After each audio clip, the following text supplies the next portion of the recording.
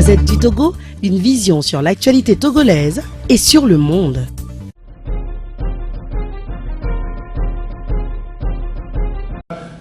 Nicodème Barriga, Excellences, Messieurs et Mesdames, les représentations diplomatiques et chancelleries au Togo, honorables chefs traditionnels et leaders des religions traditionnelles, révérends frères et révérentes sœurs de la communauté Saint-Jean qui nous accueille en ce lieu à l'agora de la paroisse universitaire de Lomé. Révérends pères, révérends frères, révérends sœurs, révérends pasteurs, révérends imams et autres autorités religieuses, civiles, au milieu de nous. Mesdames et messieurs, les membres des organisations de la société civile, messieurs et mesdames, membres du mouvement des forces vives Espérance pour le Togo, messieurs et mesdames, membres des organisations citoyennes des Togolais de la diaspora, chers partenaires, en particulier le Comité catholique contre la faim et pour le développement, Terre solidaire CCFD, auguste peuple togolais, frères et sœurs dans la nationalité et la citoyenneté togolaise, chers invités, amis de la justice et de la vérité, amis de la paix, hommes et femmes de bonne volonté, vous tous, très chers, et appelés ce matin à un grand engagement citoyen pour un Togo nouveau. L'honneur me choisit ce matin de prendre la parole au nom du mouvement Les Forces Vives Espérance pour le Togo pour vous souhaiter une cordiale bienvenue à ce forum citoyen national qui a pour thème l'engagement de la société civile pour un Togo nouveau, avec insistance sur le devoir pour chaque citoyen et citoyenne de s'engager pour une véritable transformation de notre société continuellement en crise, une crise réellement politique, mais profondément éthique. En effet, nous pouvons nous demander légitimement si les acteurs politiques togolais, les décideurs, aiment véritablement notre peuple, ou sont-ils devenus des égocentriques engagés dans la recherche de leur intérêt personnel, avec une réelle idolâtrie de la voix et du pouvoir qui déstabilise nos populations et les emprisonne dans une paupérisation galopante dont le résultat est la misère noire qui s'étale à nos yeux, à moins de choisir de rester dans une cécité volontaire pour ne pas la voir, ou d'anesthésier sa conscience morale pour ne pas se laisser interpeller, ou encore de sombrer dans une dureté du cœur pour ne pas la sentir. Il ne fait aucun doute, le Togo, notre pays, la terre de nos aïeux, va mal. Elle est en crise. Ce constat n'est pas seulement celui de notre mouvement. En effet, Son Excellence, Monsieur le Président de la République, notre Président à tous, le chef de l'État, a fait le même constat quand il déclarait solennellement, à la veille de notre accession à la souveraineté nationale, jour anniversaire de notre indépendance, je voudrais dire, et je cite, « La société d'ouverture et d'inclusion implique aussi la solidarité. La plus forte des injustices n'est-elle pas le développement inégalitaire? Lorsque le plus petit nombre accapare les ressources au détriment du plus grand nombre, alors s'instaure un déséquilibre nuisible qui menace jusqu'en ses tréfonds la démocratie et le progrès. Je rappelle que c'est le discours du chef de l'État à la nation du 26 avril 2012.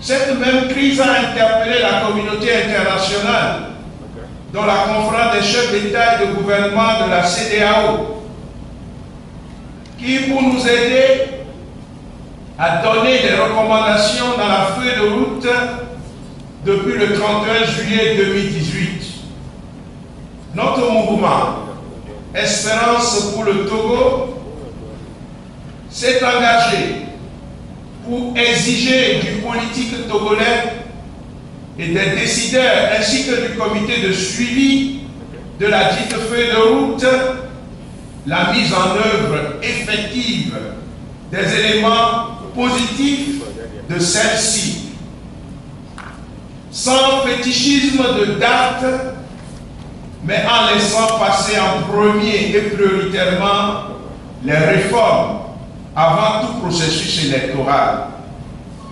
Hélas, ce qui se passe sous nos yeux et que la CEDEAO semble accepter ou laisser faire va nous conduire tout droit vers de nouvelles crises, peut-être plus graves, avec des violences qui ont même déjà commencé en période dénommée de recensement électoral. La voie des réformes avant les élections permettrait d'asseoir la démocratie, l'état de droit, la paix et la cohésion sociale dans notre pays. Et elle nous évitera toute crise post-électorale avec des morts, des blessés graves, des emprisonnements injustes, le blocage économique et socio-culturel du pays. Dans ce sens, la mise en garde du président américain d'origine kenyane, j'ai nommé Barack Obama, est aussi valable pour nous. En effet, au sommet de l'Union africaine en 2015, il affirmait, je cite, « Je dois dire aussi que les progrès démocratiques de l'Afrique sont aussi en danger lorsque les dirigeants refusent de démissionner lorsque leur mandat se termine. Personne n'est au-dessus de la loi, pas même le président. Et je vais être honnête avec vous. Je suis impatient de vivre après avoir été président. Le fait est que je ne comprends pas pourquoi les gens veulent rester si longtemps en poste, surtout quand ils ont beaucoup d'argent. Quand un chef essaie de changer les règles au milieu du jeu seulement pour rester dans son bureau, il risque de créer l'instabilité et le conflit. L'autorité et la forte voix de l'UA peuvent seulement aider les peuples d'Afrique à veiller à ce que leurs dirigeants respectent les limites des mandats et leur constitution. Personne ne devrait être président à vie. Fin de citation. Cette même vérité, les évêques du Togo l'ont enseignée et ont appelé à la priorisation des réformes. À nouveau, je cite, parmi les sujets prioritaires que nous vous invitions à examiner, figurait en première ligne la question incontournable des réformes au sujet desquelles le gouvernement avait pris des engagements.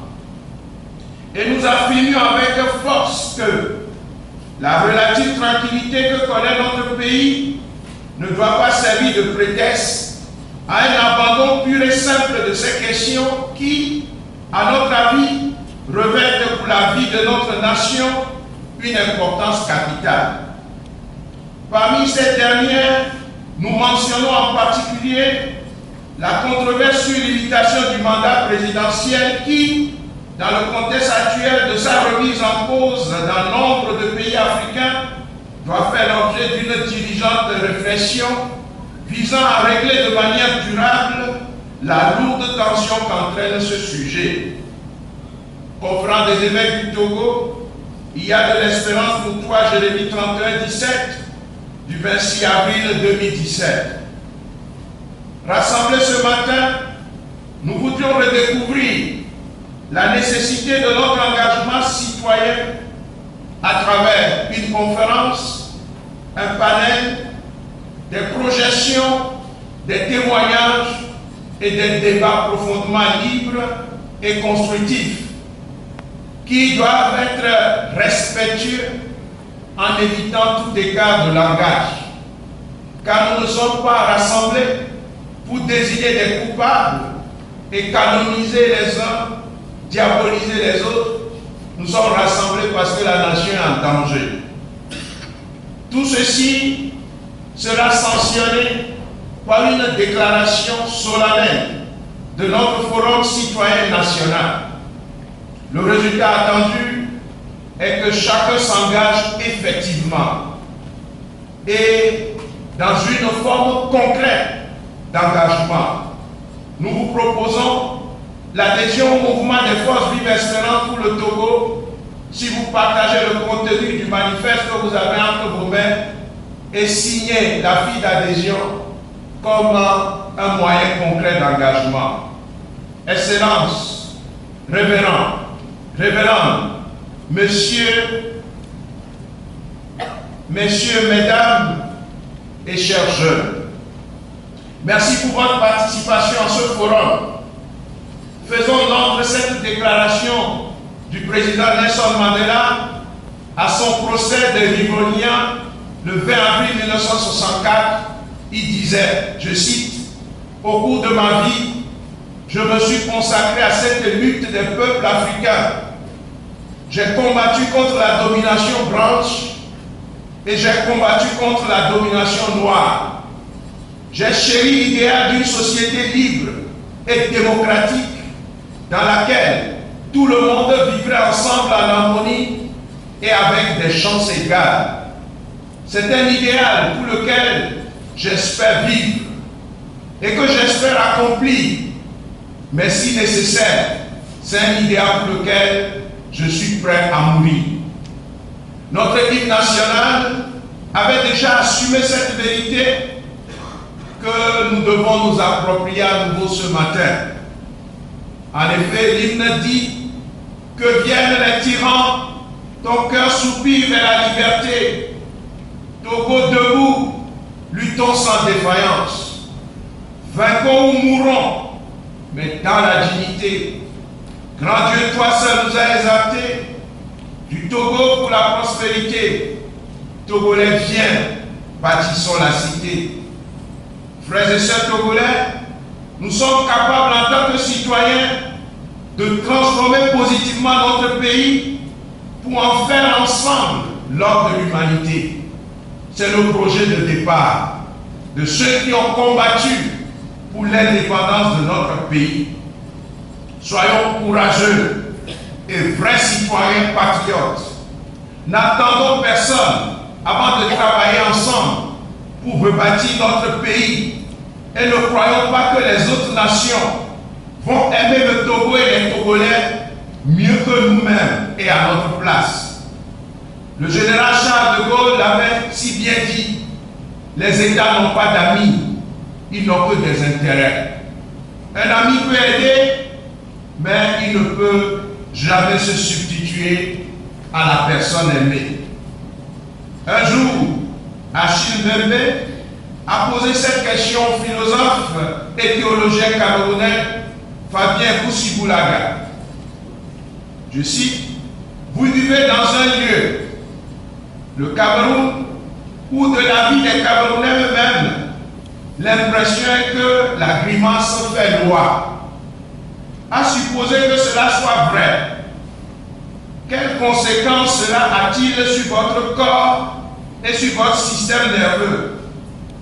Comment vit-on au milieu de la bêtise et de la grimace sans succomber à la tentation qui consisterait à la contempler, à se laisser fasciner par elle ou encore à la mimer en s'y abandonnant. Et ce dernier a répondu: chacun peut s'inventer une hygiène mentale de sa façon. On peut se donner pour règle de conduite générale les maximes suivantes. La première empruntée à Hegel. Elle stipule que le penseur digne de ce nom n'est pas celui qui se croit meilleur que son temps. La deuxième est un pari rationnel qui se formule comme suit. Dans une situation où l'on croit que les fous dirigent les sages, c'est la conduite des sages qu'il faut changer pour éviter ou limiter les catastrophes, car c'est sur elles qu'il est possible d'agir. J'ose croire encore que dans cette salle, ce sont des citoyens pétris de sagesse, libérés de la foutaise et de la folie qui sont rassemblés. N'est-ce pas donc une véritable comédie si après avoir mal partagé les richesses du pays, on maintient le peuple dans la misère et on donne à certains des sacs de riz et des fournitures scolaires pour leurs enfants? La première étape de la vraie charité, c'est la justice sociale et non la fausse philanthropie. Engageons-nous pour que chaque Togolais mange à sa faim, se soigne et prenne soin de ses enfants par le fruit de son travail. Alors la solidarité sociale sera mieux organisée pour prendre soin des nécessiteux sans briser leur dignité. L'inégalité sociale, où une minorité s'accapare des richesses et installe les autres dans la misère, ne se règle pas à travers la distribution de vivres, de machettes, de houes, de quelques billets de banque, de fournitures scolaires, etc. Mais elle se régularise par les réformes constitutionnelles, institutionnelles et électorales. Cela s'appelle volonté politique, sursaut patriotique, écoute profond et respectueux du peuple et recherche du bien commun et de l'intérêt général. Et c'est pour cela que nous sommes rassemblés ce matin, frères et sœurs dans la nationalité togolaise, pour sortir de nos démissions citoyennes et comprendre qu'on soit chrétien, qu'on soit musulman, qu'on soit de la religion traditionnelle et qu'on soit même une personne qui ne croit pas, on ne peut pas démissionner quand il s'agit de bâtir la cité. Frères et sœurs togolais, comme nous le chante Monseigneur Baliga, fais ta part. Ne te décourage pas et ne démissionne pas en face des difficultés. Dieu est du côté des petits, des artisans de justice, de paix, de vérité et de solidarité. Je voudrais terminer mes propos en m'appropriant ces paroles du président Barack Obama. Je crois que le cœur de l'homme est plus fort. Je crois que les cœurs peuvent changer. Je crois que les esprits peuvent s'ouvrir. Voilà comment le changement se produit. Promouvoir le développement qui sort les gens de la pauvreté. Soutenir la démocratie qui donne aux citoyens leur mot à dire. Faire progresser la sécurité et la justice qui offrent la paix. Respecter les droits de toutes les personnes. Ce sont les clés du progrès, pas seulement en Afrique, mais dans le monde entier. Discours de Barack Obama au siège de l'Union européenne le 28 juillet 2015. Que Dieu bénisse le Togo et que s'engagent ses fils et filles pour un Togo nouveau. Je vous remercie.